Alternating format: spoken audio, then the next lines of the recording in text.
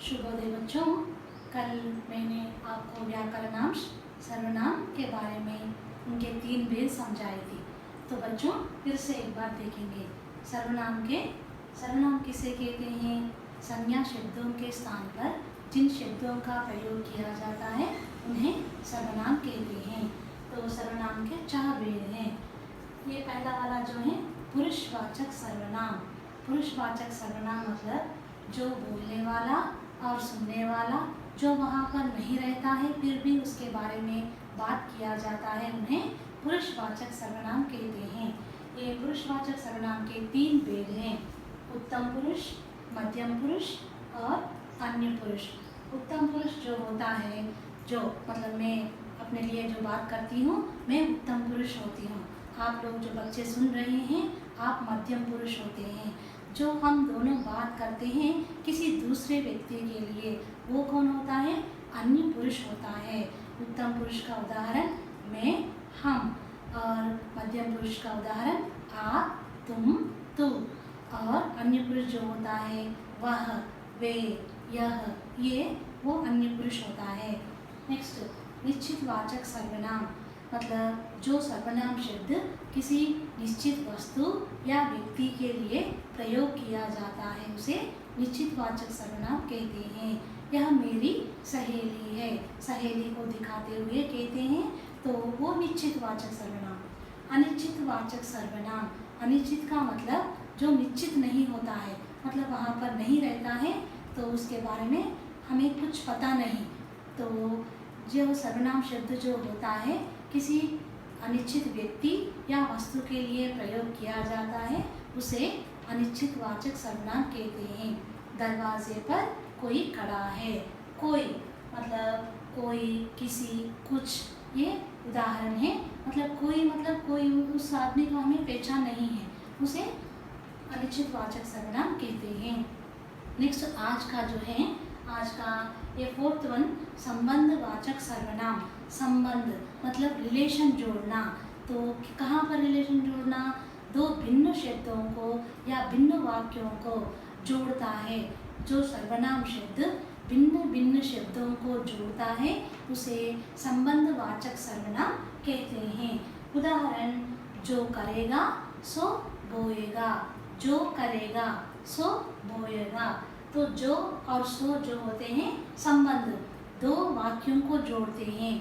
जो करेगा एक है वाक्य, सो बोएगा और एक वाक्य है। ये दोनों को जो और सो शब्द जो हैं वो जोड़ते हैं।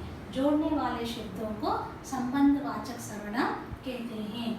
जैसा करोगे वैसा भरोगे, जैसा करोगे वैसा भरोगे। ये जैसा और वैसा जो है ये दो संबंध जोड़ते हैं एक वाक्य दूसरे वाक्य से। ऐसे शब्दों को संबंधवाचक सर्वनाम कहते हैं। नेक्स्ट, प्रश्नवाचक सर्वनाम। प्रश्न मतलब क्वेश्चन।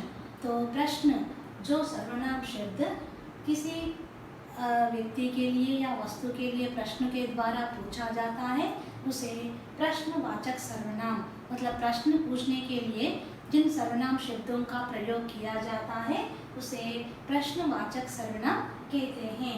वहाँ कौन है? कौन मतलब ये क्वेश्चन है। ये कौन जो होता है प्रश्नवाचक सर्वनाम होता है। तुम क्या कर रहे हो? तुम क्या कर रहे हो?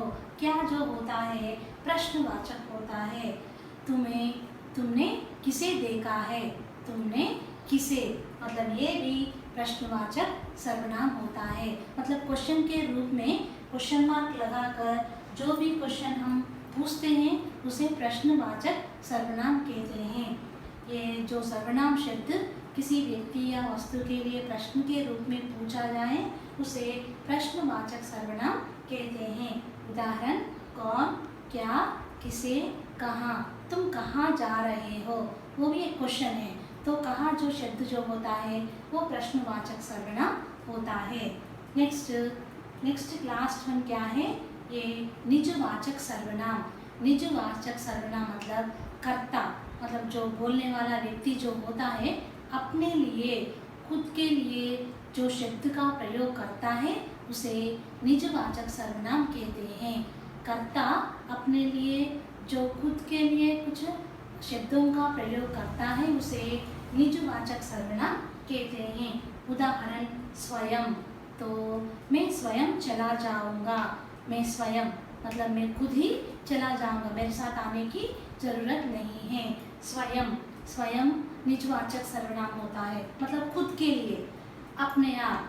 मैं ये होमवर्क अपने आप कर लूँगा, मतलब होमवर्क जो है अपने आप मतलब खुद ही कर लेगा, मतलब किसी की ज़रूरत नहीं है। तो ऐसे शब्दों को निजवाचक सर्वनाम कहते हैं, जो स्वयं के लिए, और स्वयं मतलब कर्ता जो होता है अपने लिए, खुद के लिए जिन शब्दों का प्रयोग करता है उन्हें निजवाचक सर्वनाम कहते हैं। ये उदाहरण जो है स्वयं, अपने आप।